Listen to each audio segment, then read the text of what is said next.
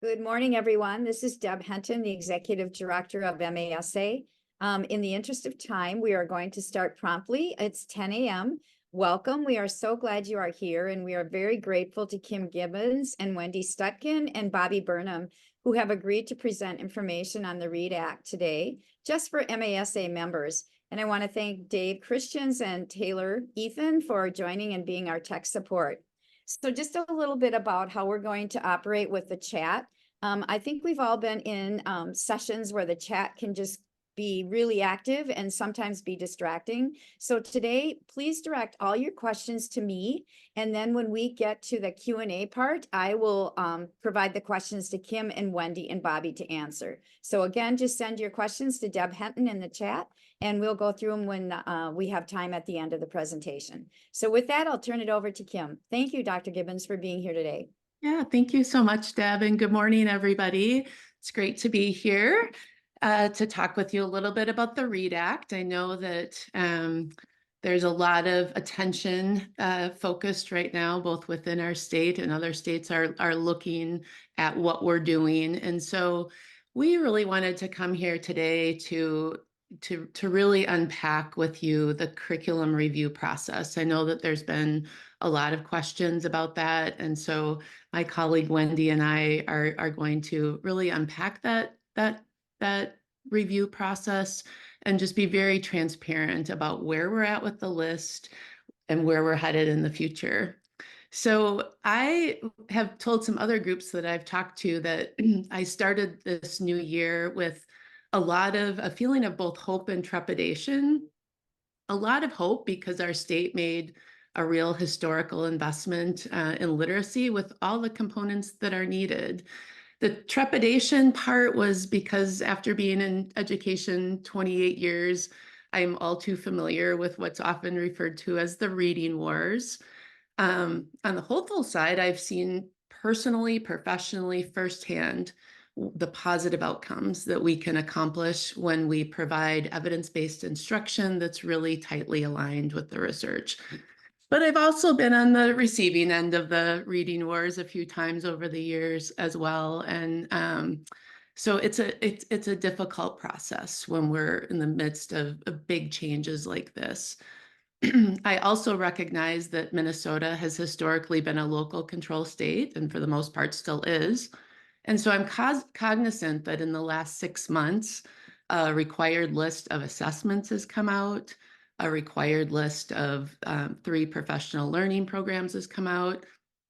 And then a few weeks ago, a short list of curriculum eligible for state reimbursement came out. And there's been a lot of discussion about that. So really the purpose today is to explain the process that we use, clear up any misconceptions. I understand that emotions are running really high, and I'm just hoping that we can temporarily set those aside for the next hour so that we can really, again, unpack the process, understand the criteria that was made, and appreciate the method behind the selection. And I also think it's really important to understand that this list is the first step. There's opportunities for the list to be reconsidered. We're in the middle of that right now. And there's so much more to literacy improvement than just a single curriculum. So I think Bobbie's going to be joining us in a few minutes. Her Zoom was busy loading, so she'll be here shortly. We've talked about the goal for today. The link to this presentation, you can either point your phone at the QR code, and that will take you right to the link, or that first link, z.umn.edu, MASA READ Act, will open that up as well. So just a few things on what we've heard since the beginning of the new year. Why is the curriculum list so short? Why is the Minnesota list different from other states? What are we going to do about secondary and early childhood? We just adopted a curriculum that isn't on the list. What do we do now? Isn't it a conflict of interest with CAREI being on the review team and having products on the list? When is the training going to be available and how will we pay for it?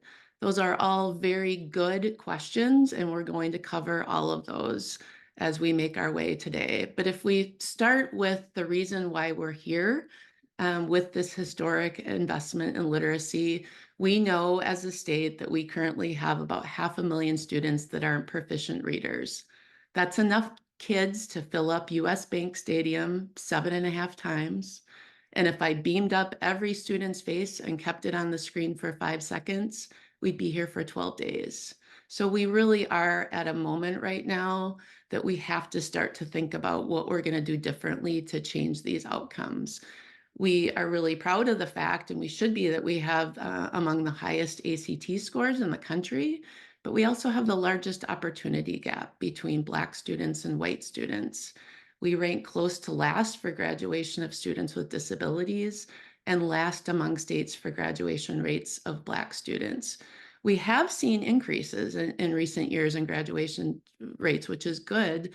But through our SLEDS data, we also know that college readiness indicators have declined, which means that students frequently have to take remedial courses in college, which are financially costly and they don't result in credits towards college graduation. I think the biggest concern is when we talk about students not being proficient readers, is that poor reading skills impact so much of a student's life. Not only does it impact their academic achievement, it's associated with an increased risk of not completing high school, death by suicide, incarceration, anxiety, depression, underemployment, unemployment, and problems accessing healthcare. So this really is important. This is something that we have to change. We have to get better outcomes so that our kids can leave our high schools, they can be healthy, they can be contributing members to our society and lead hopefully a good life. When we talk about literacy improvement, I've been very careful to say that literacy improvement it's a systems issue. This isn't just about picking a curriculum off the list, and it's not just a teacher training issue. What we need is a plan to overhaul the system so that will provide the why are we doing this and how are we going to do it. So you've probably all seen the quote on the right, every system is perfectly designed to get the results it gets. A bad system will beat a good person every time. When I said that picking a curriculum off a list isn't the only thing, just want to draw your attention to all of the different things that have to go into improving literacy scores. And there's probably some things missing on this list too. But we absolutely have to start with professional learning to teach all educators the knowledge and skills around what the evidence says works best to teach kids to read. We have to also attend to people's attitudes and beliefs as well, because if any of you you probably all have been following reading and the science of reading, and you've maybe listened to podcasts. There's a lot of anger out there. There's a lot of shame out there. There's a lot of misconceptions that folks still have. So professional learning it's a good first step, but it's not the only step. Then we have to have a curriculum that's aligned to the research. We have to have valid and reliable assessments that will help us screen students and progress monitor. We need to have teacher collaboration through professional learning communities. We have to have sufficient time allocated to instruction. And I think what we know the most is that it isn't just enough to have the training. We have to have instructional coaching to help educators transfer what they're learning to practice. Wendy is going to talk in a little bit about the curriculum review process, but she's also been part of the Letters Transformation Zone, and in Minnesota has witnessed firsthand all of the training with letters. It's a good start, but teachers still need help when they go back into the classroom to apply that knowledge to the various curricula that are being used. So when we talk about the science of reading is a relatively new term, probably like within the last 5 years. When I worked at the St. Croix River Education District, we had very poor literacy skills back in the mid to late 1990s. And we used what we now call the science of reading. We put all of those components into place that really are in the Read Act today to help our kids make good progress. And we saw good outcomes. So the science of reading is just, it's consensus among many related disciplines. You can look at all of developmental psychology, educational psychology, cognitive science, neuroscience. And it's really that research is about how students learn to read, what goes wrong when they don't learn, and what type of instruction works the best for the most students. So that volume of research over 30 years really boils down to that when we're teaching kids reading and language arts instruction, it has to include two things: deliberate, systematic, and explicit teaching of word recognition. And we have to develop students' subject matter knowledge, vocabulary, sentence comprehension, and familiarity with language and written texts. So all of the research that's out there, there's a framework called the Simple View of Reading, which has taken all of this research and really distilled it down to in order to comprehend what you're reading, you need to decode words and you have to have good language comprehension. So many of you and your teachers have probably already been through some training, and Scarborough's reading rope is something that's been around for a long time. But you can see, again, it's word recognition, sometimes called phonics, but it's not just phonics. It's that language comprehension up on the top of the rope: background knowledge, vocabulary, language structures, and both language comprehension and word recognition skills are what weaves together and produces skilled readers.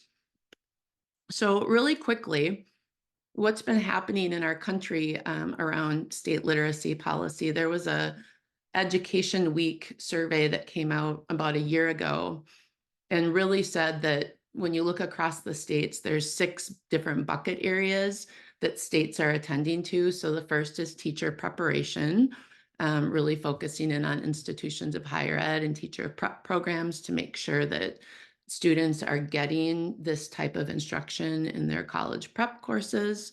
The second one is teacher certification or license renewal, and requires different requirements around reading to get your license renewed. Then you'll see professional development and coaching, assessment, different requirements there, materials for the type of curriculum and other materials, and then the specific instructional methods that we need to provide when we're teaching the curriculum. So up until the READ Act passed, Minnesota hit one of those 6 policy areas, and that was the area of professional learning. And that was the $3 million investment that was made for letters training.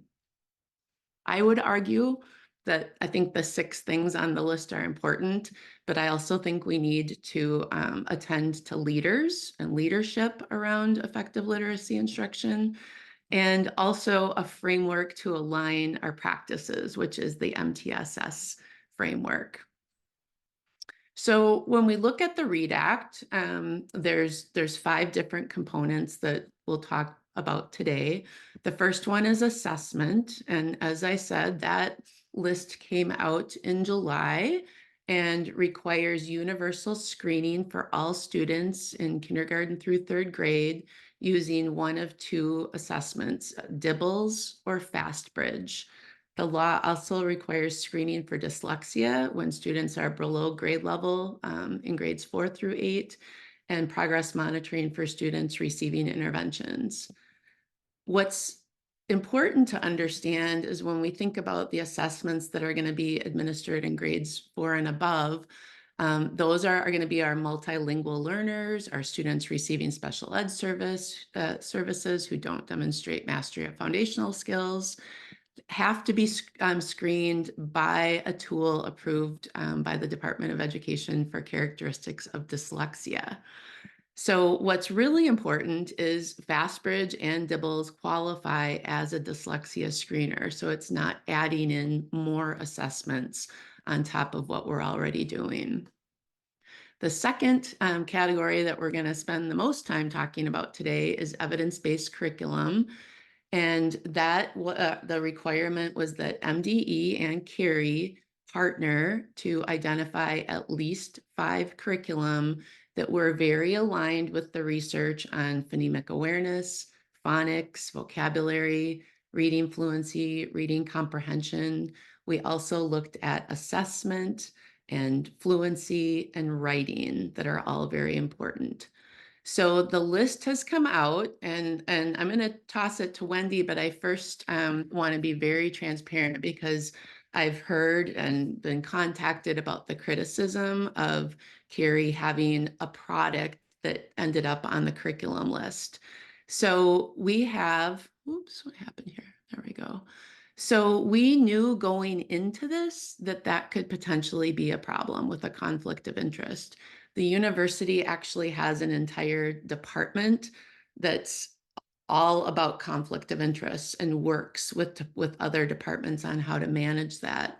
So the first thing that we did was we submitted our curriculum just like all the other publishers did, but then we recused ourselves from the process, and we had independent reviewers outside of CAREI review the functional phonics curriculum using the rubric that all of the other curriculum were reviewed with. So we didn't have any of our own staff members involved in that review process. Functional phonics and morphology is a standalone foundational skills curriculum. So when Wendy talks to you about the list, you'll see that there's a comprehensive program that's identified that includes both foundational skills and comprehension, knowledge building. But there's also another curriculum on the list that's just knowledge building, and it doesn't have a foundational skills component.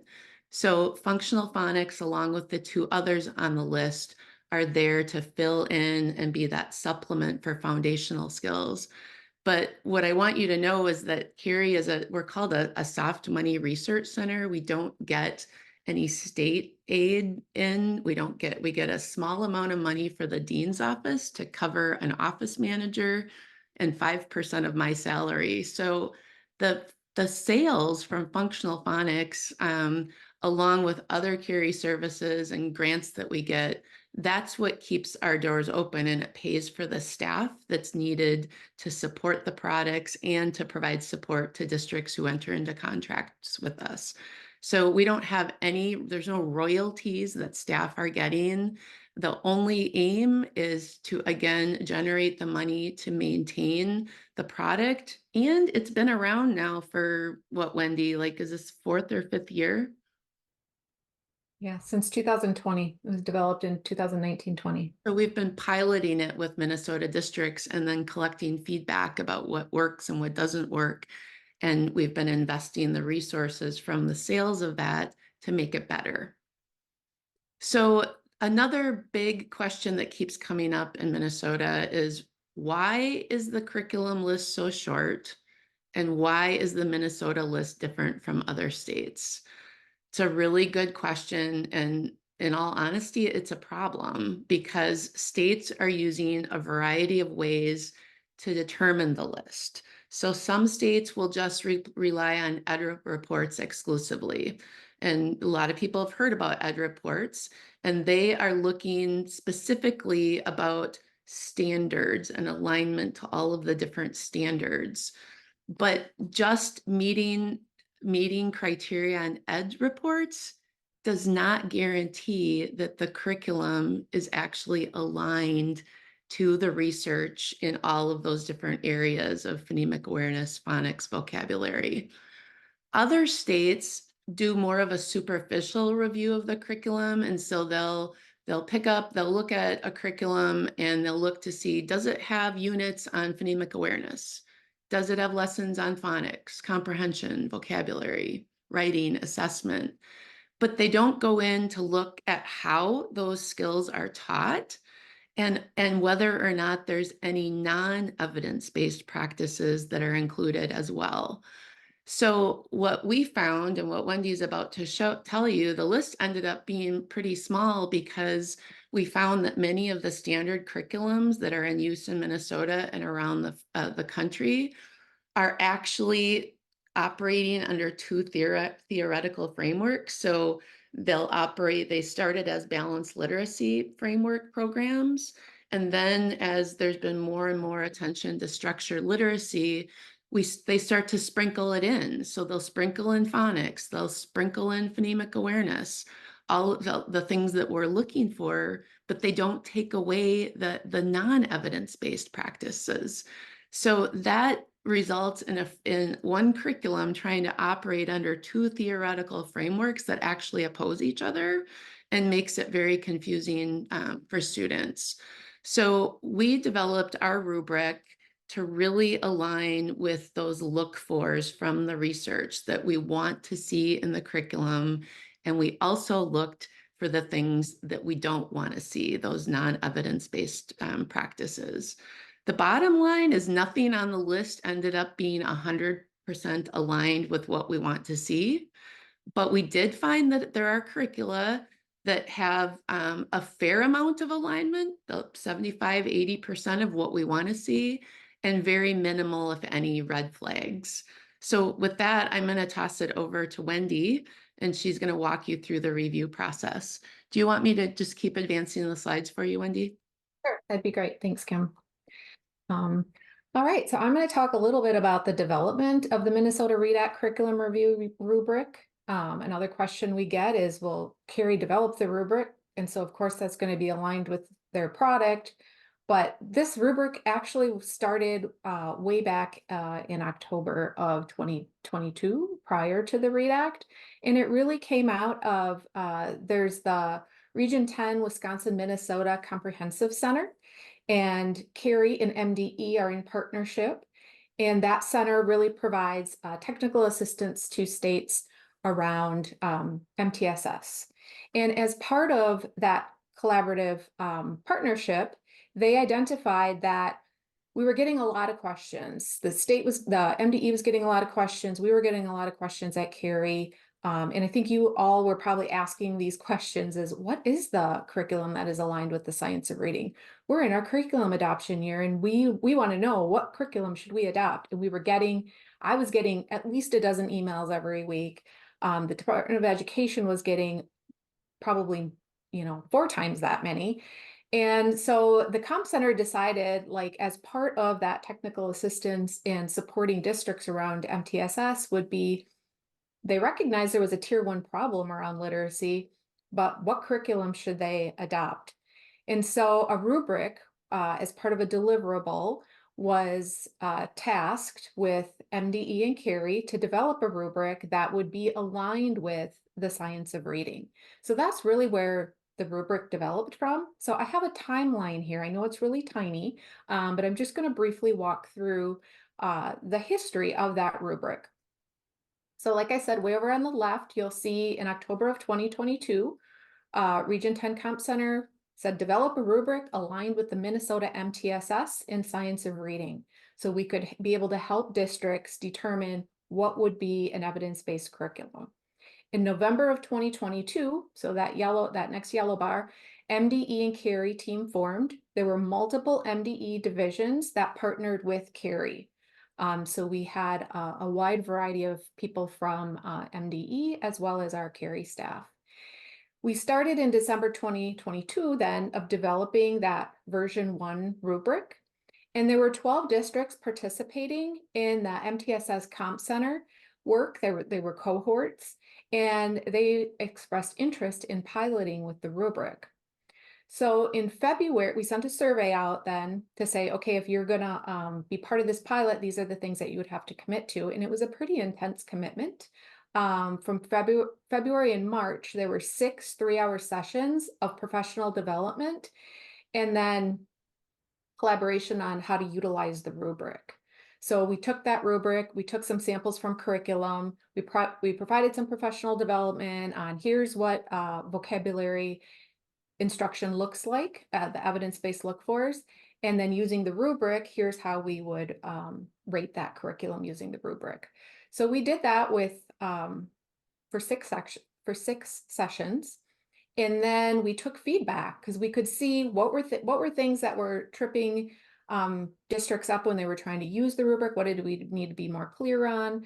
And so we developed a version 2. And with that version 2, with that feedback, we also got feedback that we really needed some multilingual supports in there. So we brought Amy Young from MDE, and she provided some really helpful feedback around multilingual supports. So we took all that feedback, had version 2, that was in April. And then April through June, we did another usability test of the rubric. And mind you, the READ Act is still not passed and is going on during this time. So this is all work prior to the READ Act. So then we took those 6 districts, brought them back, showed them our usability feedback on that version 2. And then we actually took that version 2, and at CAREI, we reviewed 7 curricula last summer through June to August, 7 of the curricula that we thought would probably make the list or we knew was being utilized across Minnesota. So we had an internal review at CAREI. In addition to that, we hired 2 external consultants who live down in the Milwaukee area in Wisconsin, and their expertise is not only in literacy, but also in culturally responsiveness. So they are 2 women of color who have high expertise and lived experience around culturally responsiveness. So simultaneously, we were reviewing that curricula to see, were we in agreement with our rubric clear enough that it could be used by outside reviewers. And then in addition to that time, we were internally hiring new staff at CAREI, literacy specialists. So as part of their onboarding, we were bringing them in and having them use the rubric. So what we found is that we ended up having a version 3. At that time, we knew the READ Act had passed, and we were going to be tasked with being part of the curriculum review process. So we made some additional revisions, and that included culturally responsiveness. Our 2 external consultants gave us really good feedback around the culturally responsiveness piece and how to incorporate that not only just as a tab in the rubric, but throughout. We also looked at having clear descriptors and look for an example. So as external reviewers were using it, it would be more clear what we were looking for. So you can see that was over a year-long process of that rubric development, and with 3 iterations with feedback from different stakeholders. I also forgot to mention, we also piloted or used that version 2 with a group in California as well. So we did that.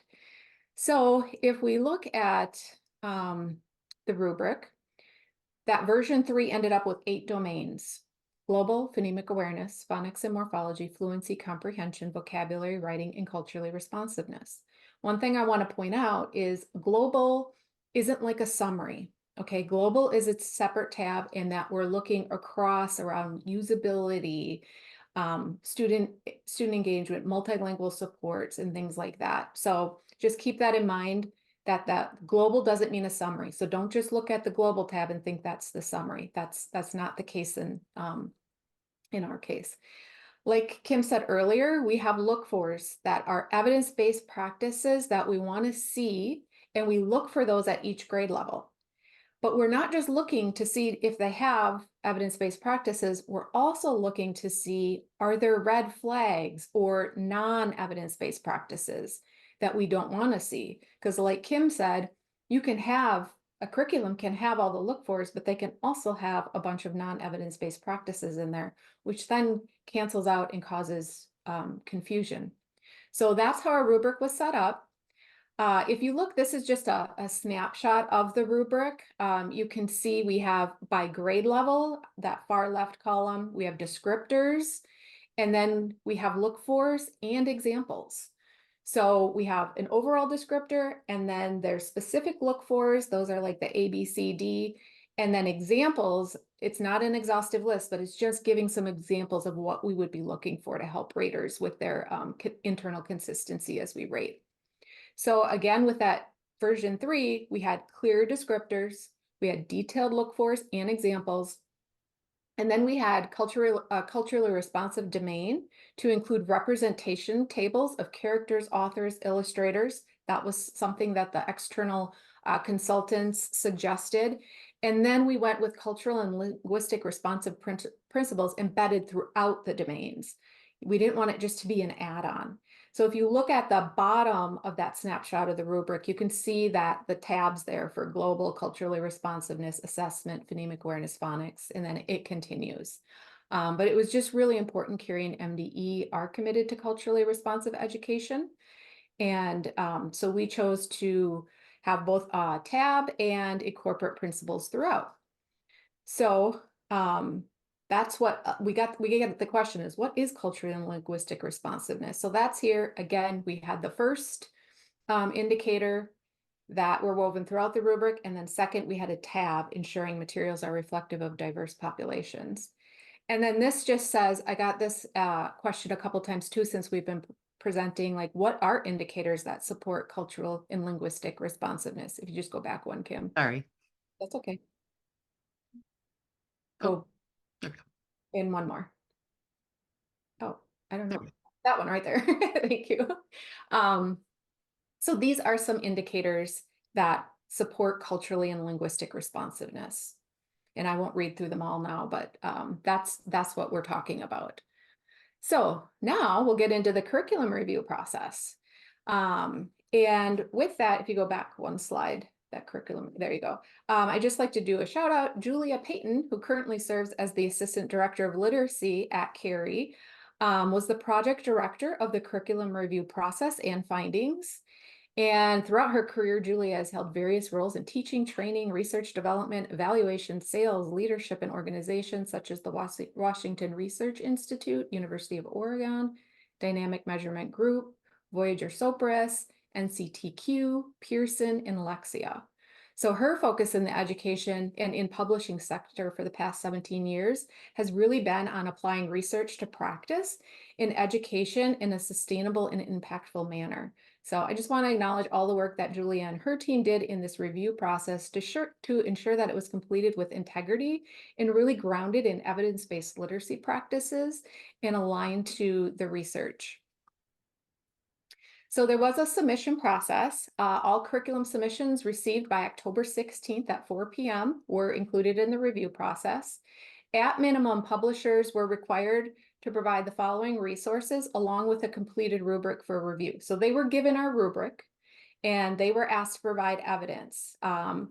They would have access to any document noted in the evidence section of the rubric, teacher editions, a representative sampling of students' texts for each grade level, program assessments, and scope and sequence for all grade levels. So publishers were given the rubric and they were asked to provide evidence for all of the descriptors and look-fors within the rubric. And then in addition, it was for each grade level. And I just want to point out that some publishers only submitted a piece of evidence for one grade level. And so we were really intentional of trying to look for additional, look for beyond what they provided if they didn't provide us like enough evidence. So we went above and beyond to try to help the publishers with ensuring that they had all the evidence and look fors. The curriculum program types, like Kim mentioned before, there was a comprehensive ELA curriculum. So that's a curriculum that is designed to provide instruction in all the sub areas of reading as well as writing. So you've got your, think about the reading rope, you've got your foundational skills, and then you also have those language skills. Then we also looked at just standalone foundational skills curriculum. And that would be grounded in phonemic awareness, phonics, decoding, encoding, morphology, and fluency. Now, a foundational skills curriculum would need to be paired with a knowledge building curriculum.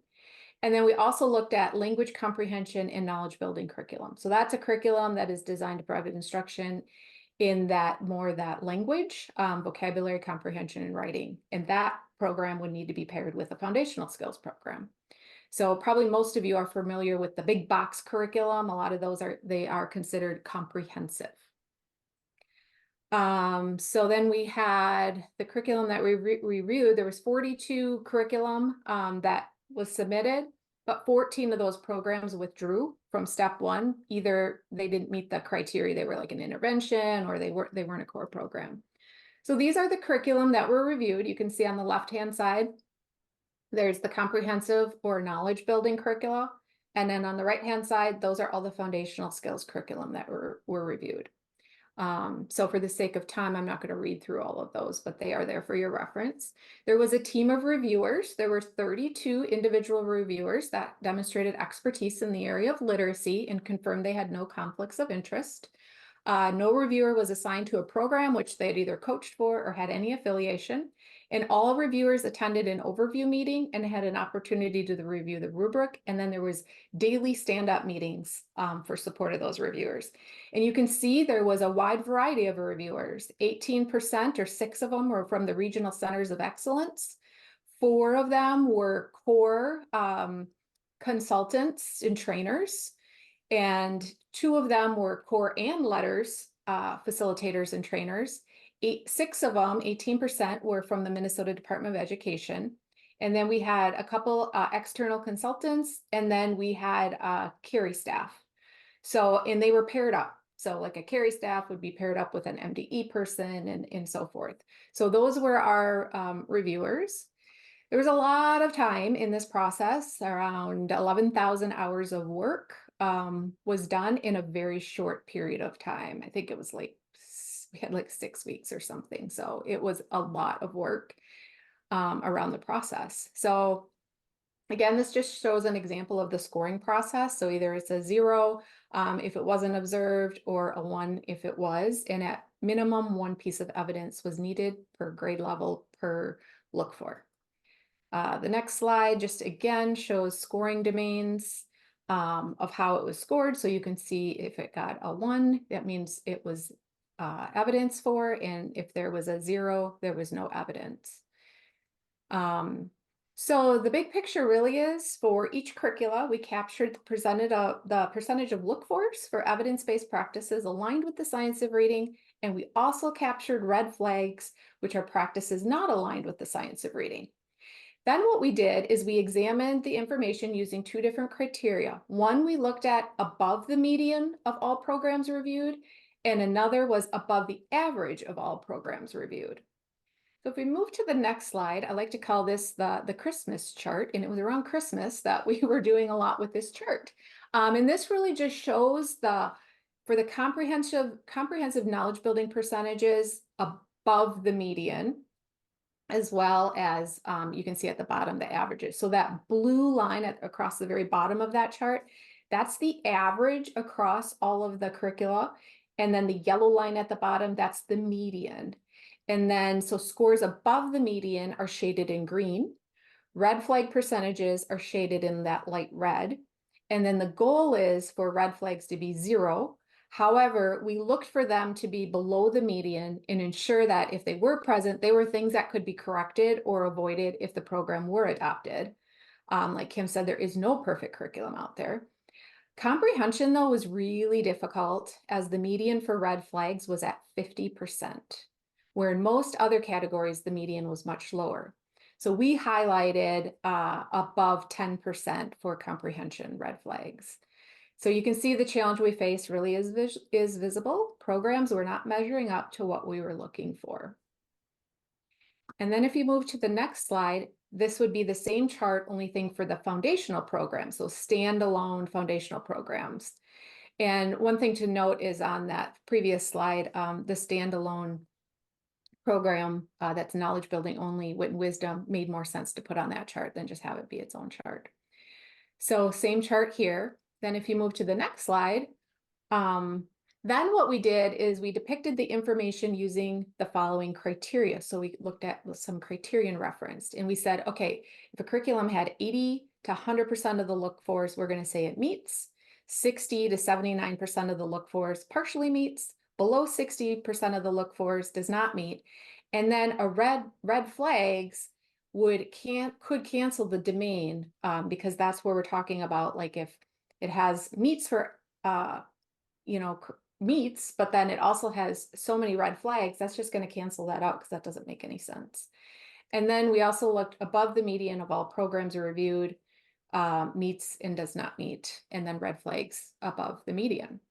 So if we move to the next slide, This slide is really the same thing as the kind of like the Christmas chart, only thing it's just presented in a little bit different way. And then you can see that with that 80% criteria, the programs, like if you look at that, let's just take collaborative, you can see for global, it met, but then it also had so many red flags that it canceled that out. So that's what that means when you see that. And again, that global's program design, professional development, intentional design for teacher usability, intentional design for student access and learning. And then this is that comprehensive knowledge building percentages above the median, just looking at a little bit different way with those blue and red circles, and then the X's for all the curriculum reviewed. And then slide 42 is the same thing for the foundational programs, so standalone foundational programs. And 43, same thing. These are the percentages above the median for those foundational programs. And you'll have access to all these. So for time's sake, and we have time for questions, I'm going through that kind of quick. But then finally, we arrived at the approved list for reimbursement. That was above the median and or above 80%. And then lowest percentage of red flags. And any red flags remaining could be avoided or corrected. And here is the approved list, the short list that we've been talking about. These are the approved curriculum thus far for reimbursement. And then if you go to the next slide, right now we're at the reconsideration stage. So all publishers have received their scored rubrics with all of the notes from the review team. And then publishers have until February 29th to submit additional evidence on look-fors and red flags. And then our team will have 60 days to review the additional information to determine additions to the list. Thanks, Wendy. Oops. Yeah.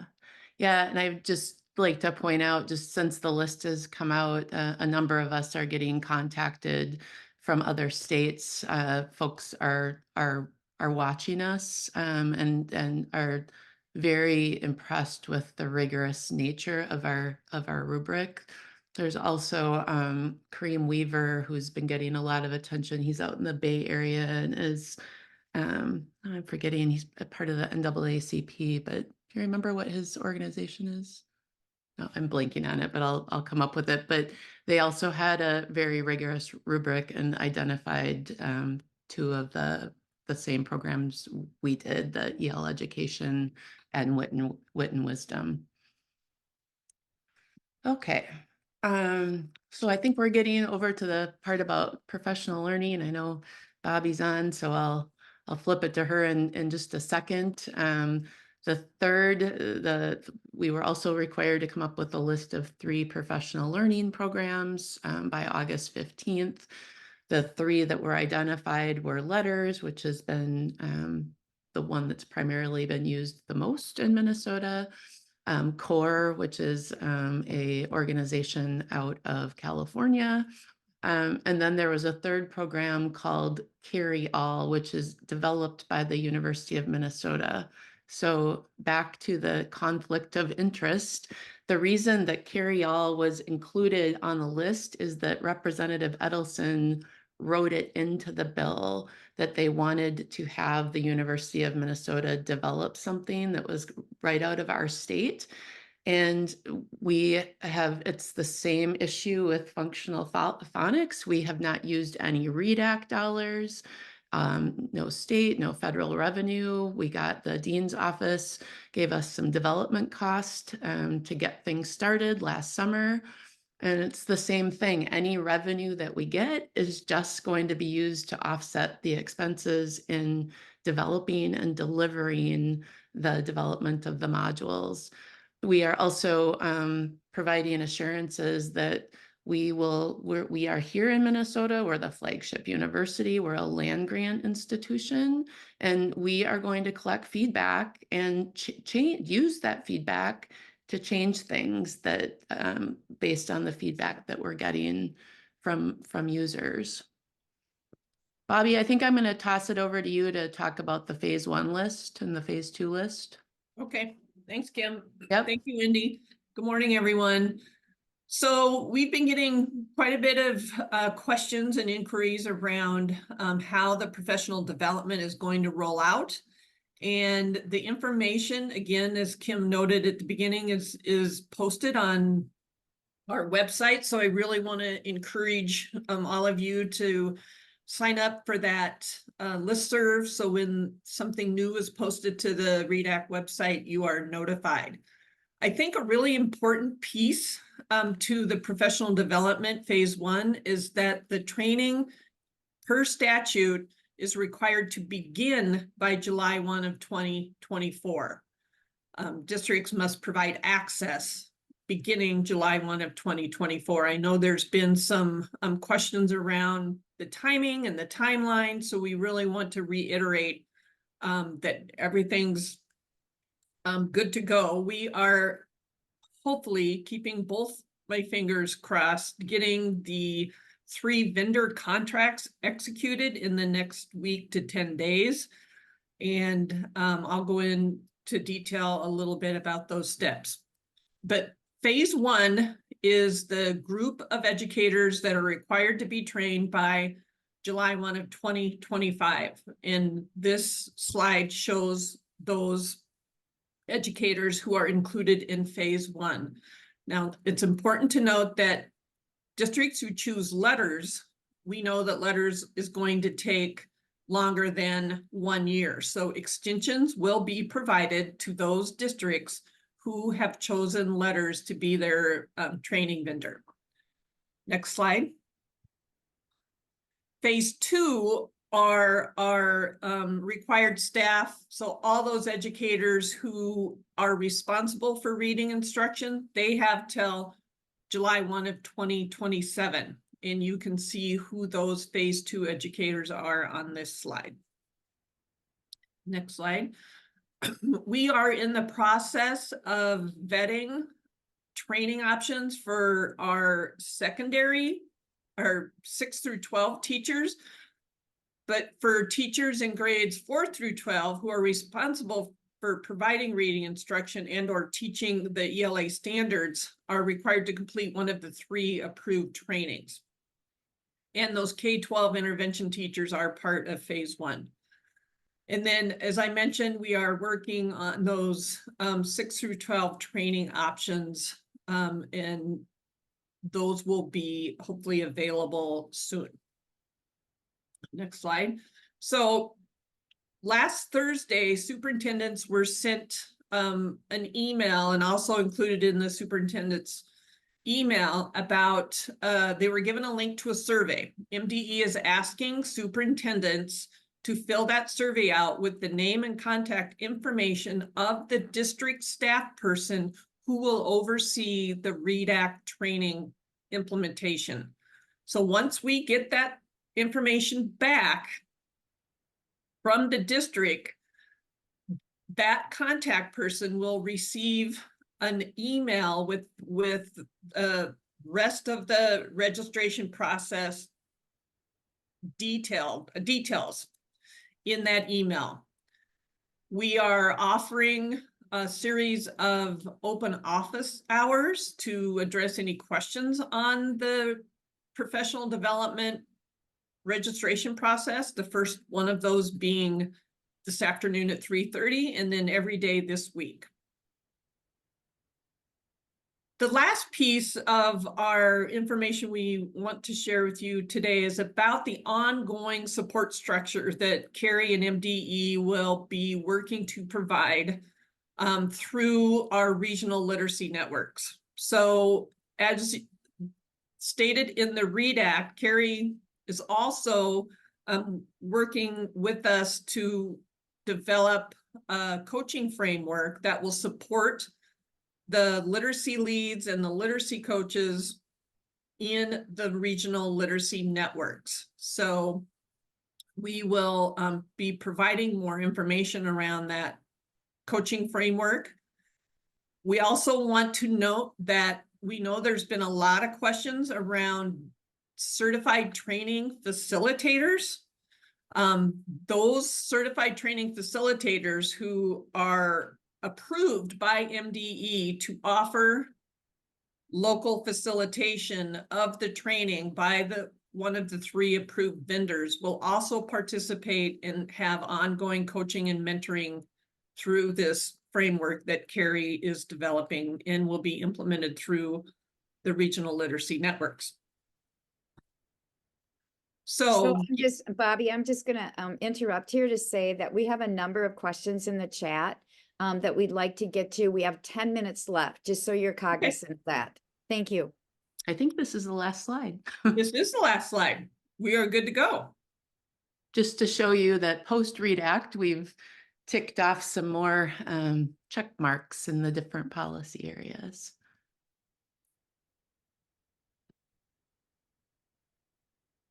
Okay, thank you so much, Kim and Bobbie and Wendy. You provided a lot of valuable information. I'm going to go to the questions in the chat. So the first question that I'm going to ask you is about, is there any concern that EL education, the first edition, has a copyright of 2017 and the Minnesota standards are from 2020? I'm going to say that EL education has been very confusing because there's actually 3 products that they have. They have, help me here, Wendy, EL Open Up Resources, which was what was approved, EL Imagine, which wasn't approved, and EL Open Source, which wasn't approved. But the one that the EL Open Up is 2017. So I think the next thing that is being looked at is just a crosswalk to see with the new Minnesota standards if there would be anything that, you know, wouldn't be in alignment. But again, our process was around evidence-based practices in literacy, and the focus wasn't necessarily on standards. My guess is they're gonna pretty much line up though, because the So standard. yeah, the work of the ELA team in academic standards at MDE is working on supporting districts in how to align these approved curriculums with the new ELA standards. Thank you. The next question is, will MDE and CAREI be reviewing evidence-based intervention resources? Yes. Yes, Okay. we will. And we're still working on the timeline. The curriculum timeline was January 1st, which was legislatively written in that date. That date was, which has pretty much consumed all of the time so far. And now we're in the reconsideration process, but we're in the process right now of setting the timelines for the other things that for sure we're going to have to get going on the coaching too. Bobbie, do you want to add anything? I have a question about the reconsideration process. Do you have 60 days to respond after February 29th or from the date when the publisher turns in all of the information requested? There's some confusion I see in the language in some of the Q&A, and I was just curious about that. So does it, so for people, yeah, for people that are waiting to see if, for example, CKLA, if that one is one that will be approved, do they have to wait 60 days after February 29th? Or if they turn it in February 15th, is it 60 days after that? I think the law says it's 60 days from the time they submit. I thought so too. Yep. Okay, just wanted to make sure. Okay, the other question is, and this comes up often, and I'm sure you've heard it, Bobbie, especially you probably, who are the instructional staff who provide reading support for students? Is that paras? So that's in the first phase. Yes, so yes, paras are included. Okay, all paras? Which paras? Ones that are teaching reading. Ones that are teaching reading. I think that's correct, isn't that, Bobbie? Yes. People that are delivering an intervention program or anything to do with literacy instruction. Okay. The next question is from a superintendent who their district has chosen CORE OL And we will not be able to complete our phase 1 training by July 1 of 2025. We will need an extension for phase 1 to complete the training by July 1 of 2026. We will have phase 1 and phase 2 completed by the deadlines of July 1st, 2027. Is there, I heard you say, Bobbie, there will be an extension for those with letters. Isn't there also a process by which the commissioner can provide an extension, like for this district that cannot meet the dates in the law, or not? Yes, so we knew that letters was, you know, kind of an obvious need for an extension. Those other extensions, there'll be a process that comes out that a district can request an extension. So we realize that with professional development, training and hours and release time, you know, it's going to take more time to get through some of this training. Okay, thank you. And then people are concerned about the lack of funding earmarked for the literacy leads. Any thought on that, whether or not the MDE's policy bill or bill going to the legislature this session might ask for more money for literacy leads? And ongoing costs for training staff as they are hired from out of state? So the literacy lead, the district literacy leads that are required in statute, you know, that is one of the approved uses of literacy incentive aid. So that fund of money can help support the hiring of the district literacy lead. And as far as ongoing training for potential teachers coming in from out of state, that's one of the purposes that CAREI was named in statute. So we see those teachers coming in from other states, depending on what training they've already had. But that's why we want a state-led training to be available beyond, you know, the money coming in for the READ Act. So training will be available for those teachers and staff. Okay, I'm going to get to more questions here because they keep coming in. So there is a question about a copy of slides. We'll get you a copy of the slides when Dave sends out the recording information. There's a question here about teaching or assisting. So I think that goes back to the instructional support staff. So teaching or assisting, if you could address that. And also somebody said they were told by Julie Novak to wait on training any instructional staff until they hear more from MDE in June. Instructional support staff. Again, that's a really hot topic in the field. I can tell you, I hear that all the time, and I'm sure you have too. Please help us define that.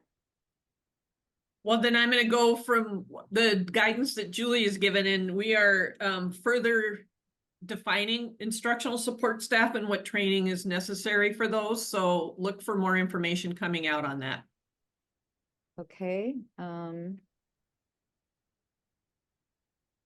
Somebody said they received from MDE additional guidance and information on training options will be available in spring of 2024. Is that what you're referring to, Bobbie?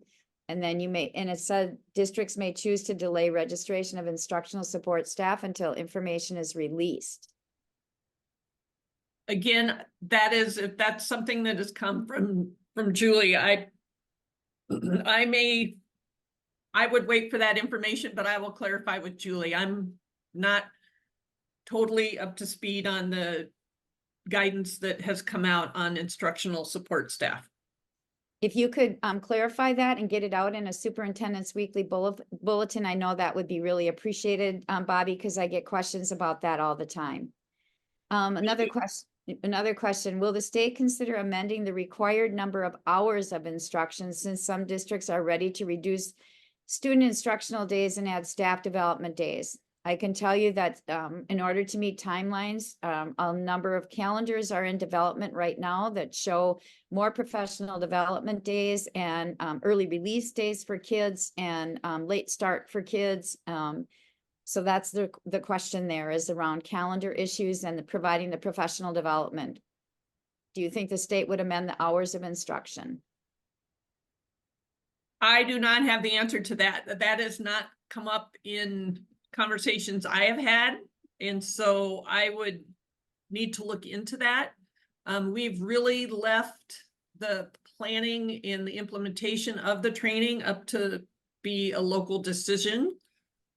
So as far as reducing those hours, that would be above my decision-making level, so we would have to have that conversation. Okay, can districts start phase 2 and at the same time as phase 1? I don't know why they couldn't. Right. I Okay. mean, yeah, they have to be trained by, what is it, 2027? But I don't know why they couldn't start earlier. Okay. I Does don't the want to lit- speak for you, Bobbie, though. No, that's right. Yeah. Does the literacy lead need to be an additional FTE, or can it be someone already within the organization? It can be someone already within the organization as long as they meet the qualifications and requirements of a literacy lead position description, of which we will have a sample position description out by March 1st. Okay, I'm going to finish up because at 11 o'clock I was supposed to be in with Chair Joachim, having a discussion about the legislative session. So I'm just going to share with you that there are comments, and I've heard them frequently about using literacy aid, that it's already been committed for current expenses. And it's very difficult for individuals or school districts to commit it to new requirements under the READ Act. So I just want to make sure you're aware of that if you haven't heard that already. Literacy aid is definitely being utilized, and people don't think it's going to be enough. And some districts don't even get any or get a very limited amount. So concerned about that. And then, so I've got to go, but I just want you to be aware of the calendar issue is huge around districts right now, bringing them forward to their school boards and trying to figure out the professional development needs of the staff to meet the READ Act. Funding is critical because the literacy aid is just not going to go far enough for our folks. And the reconsideration process obviously is really important as well. And with that, I'm just going to say thank you so much for answering our call to have a session for our MASA members only. We really appreciate the time and the commitment that you have taken to this process. And we appreciate being able to have open communication with you moving forward. So again, thank you. And thank you to all of our participants for joining today. Have a great day and a great start to your week.